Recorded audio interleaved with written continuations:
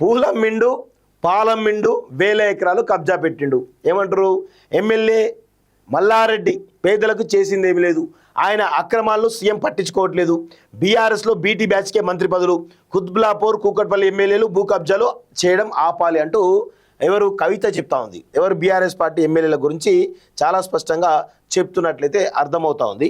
So మరి కవిత గారు వాళ్ళు ఎక్కడెక్కడ కబ్జాలు చేశారు ఏంటి అనేది ఖచ్చితంగా మీరు వాటిని బయట పెట్టాలని చెప్పేసి కూడా ఈరోజు కాళోజీ టీవీ డిమాండ్ చేస్తూ ఉంది.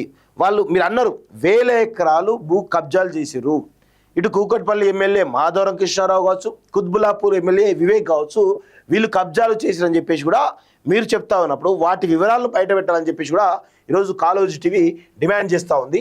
సో బంగారు తెలంగాణ బ్యాచ్ అని చెప్పేసి వాళ్ళకి ఆల్రెడీ బీటీ బ్యాచ్ అని చెప్పేసి ఒక ట్యాగ్ ఇవ్వడం జరిగింది. సో ఇప్పుడు బీటీ బ్యాచ్ ఆల్రెడీ గతంలో మేము కూడా చెప్పినాం, బంగారు తెలంగాణ బ్యాచ్కే మీరు మంత్రి పదవులు ఇస్తున్నారు కేసీఆర్ అని చెప్పేసి ఆనాడు చెప్తే, మరి కవిత అప్పుడు అదే బీఆర్ఎస్లో ఉన్నారు కదా, అప్పుడేం మాట్లాడలేదు, ఇప్పుడు వచ్చి మాట్లాడుతూ ఉన్నారు.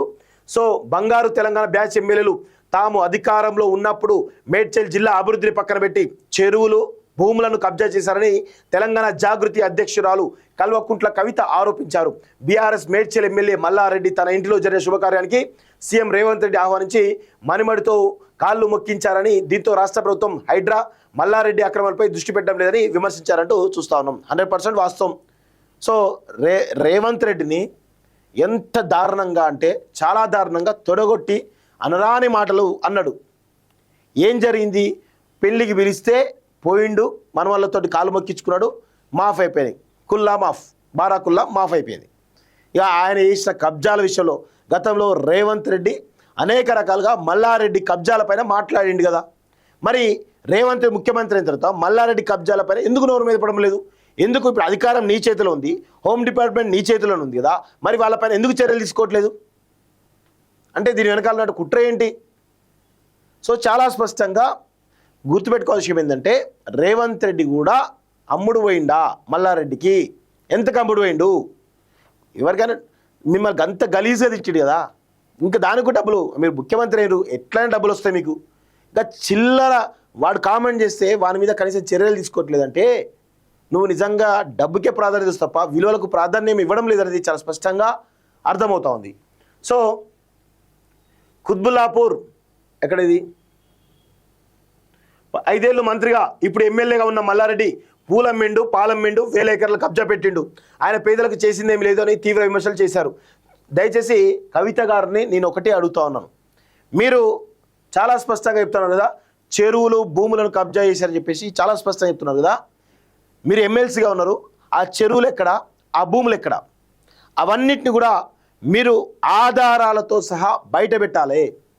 ఖచ్చితంగా ఆధారాలతో సహా బయట పెడితేనే మీకు మీ మాటలకు క్రెడిబిలిటీ ఉంటుంది, లేకపోతే క్రెడిబిలిటీ ఉండదు. మీకు ఏదో కావాల్సుకొని బీఆర్ఎస్ పైన ఆరోపణలు చేసినట్టే ఉంటుంది తప్ప ఆధారాలు బయట పెట్టకపోతే మిమ్మల్ని నమ్మరు అనేది కూడా గుర్తుపెట్టుకోవాలి. ఇంకేమంటున్నారు? కుత్బుల్లాపూర్ కూకట్పల్లి ఎమ్మెల్యేలు కబ్జాలు చేయడం ఆపి తమ నియోజకవర్గాల అభివృద్ధిపై దృష్టి సారించాలని సూచించారు. అంటే మీరు చెప్తున్న విషయం ఏంది? రేవంత్ రెడ్డి ప్రభుత్వంలో కూడా వీళ్ళ యొక్క కబ్జాలు ఆగట్లేదని చెప్తున్నట్టే కదా. అంటే ఇద్దరు ఎమ్మెల్యేలకు కూడా రేవంత్ రెడ్డి సపోర్ట్ ఉందని చెప్పేసి చాలా స్పష్టంగా చెప్తున్నట్టే కనబడుతుంది కదా. అదేనా మీరు చెప్పేది? చెప్పాలి. మీరు కూడా ఈ కుత్బుల్లాపూర్ ఎమ్మెల్యే వివేక్ కానీ కూకట్పల్లి ఎమ్మెల్యే మాధవరం కృష్ణారావు కానీ ఎక్కడెక్కడ భూములు కబ్జాలు పెట్టిరో వాటి వివరాలు బహిర్గతం చేయాలి. చేసినప్పుడే మీ మాటలకు క్రెడిబిలిటీ ఉంటుందనేది చాలా స్పష్టంగా మేము గుర్తు చేస్తూ ఉన్నాం. సో కూకట్పల్లిలోని సోమవారం ఆమె విలేకరులతో మాట్లాడారు. బీఆర్ఎస్ హయాంలో మంత్రి పదవులు బీటీ బ్యాచ్కి దక్కాయని, ఉద్యమకారుడు షంబీర్పూర్ రాజుకు పదవి దక్కలేదని ఆవేదన వ్యక్తం చేశారు. బీఆర్ఎస్ ప్రభుత్వంలో నిర్మించిన డబుల్ బెడ్రూమ్ ఇళ్లలో మౌలిక వసతులు లేవన్నారు. మేడ్చల్ కలెక్టరేట్ కూడా అందరికీ ఆమోదయోగ్యంగా లేదని చెప్పారు.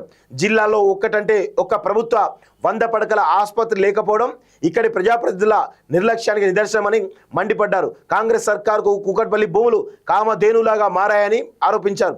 కేపీహెచ్బీలో ఇప్పటికే 22,000 కోట్ల భూములు అమ్ముకున్న ప్రభుత్వం ఇక్కడి ప్రజల అవసరాల కోసం ₹1 కూడా కేటాయించలేదని మండిపడ్డారు. ఎన్నికల సమయంలో ఓట్లు అడుగుతున్న నాయకులు ఇక్కడి ప్రజల సమస్యలపై ఎందుకు స్పందించడం లేదని ప్రశ్నించారు అంటూ చూస్తా ఉన్నాం. సో 100% కవిత గారు వాళ్ళు కబ్జాలు చేసినటువంటి భూముల వివరాలను బయట పెట్టాలని చెప్పేసి కూడా ఈరోజు మేము కోరుతా ఉన్నాం. దయచేసి ఆ దిశగా మీ యొక్క వ్యాఖ్యలు ఉండాలని చెప్పేసి కూడా మేము కోరుతా ఉన్నాం.